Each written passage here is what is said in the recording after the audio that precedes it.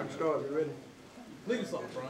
Legion, that the block field goal against West Virginia. I mean, did you do anything different, anything special, or what happened? Actually, I was talking to Coach Bump, and he was telling me throughout the game, you know, if I dip my shoulder in and just stretch my arms, I have a chance of blocking it. So it all took from the get up that I had, and I just was trying to make a play.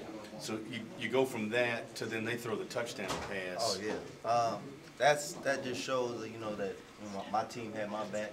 You know, after, I kept us in the game from that blocked field goal, and after I got scored on, you know, they came back with two tremendous plays. You know, the touchdown to keep us in it, and they went for two to win it. So, you know, hats off goes off to my team for that. You go from a West Virginia team that loved to throw the football, kind of a finesse team at times, to this week Kansas State's going to be a little different. Oh yeah, it's going to be more of a physical game for us. You know, the most physical team is going to win. So. Jason, is this the kind of game why you play football? Oh yeah, most definitely. You know, it's going to be real intense. I mean, Kansas State's by far probably the most physical team in the Big 12, and it's all going to come down to who wants it more. Well, what makes their offense so dangerous and good? Because they're real consistent. You know, they don't really make too many mistakes, and you know, their quarterback's real good. He's real patient. But, you know. What has Coach Patterson said, if anything, about facing his alma mater and his time at Kansas State? He hasn't really spoke too much on it. You know, he's just ready to play. Is that anything extra to you guys, though, knowing that you're playing his alma mater? Oh yeah, we're just taking it like any other game. So that's all we're trying to do right now. Well, there's a blackout for the game. It's going to be packed. How important is that? I mean, once you get into the game, I know you're kind of in a zone, but the build-up, excitement, how much does that affect you? Yeah, every game's been pretty hostile this year. We're going in there like any other game. You know, not really too focused on the crowd. We're just trying to make plays. Coach Patterson was in there talking about these next three games are like his Custer going over the hill. I'm sure he's told you guys that. But as you get prepared for a stretch like this, how much has this team grown up just by what it's been able to do, so far? You know, from the beginning of the season, you know, we started off really well, and the things that happened after that.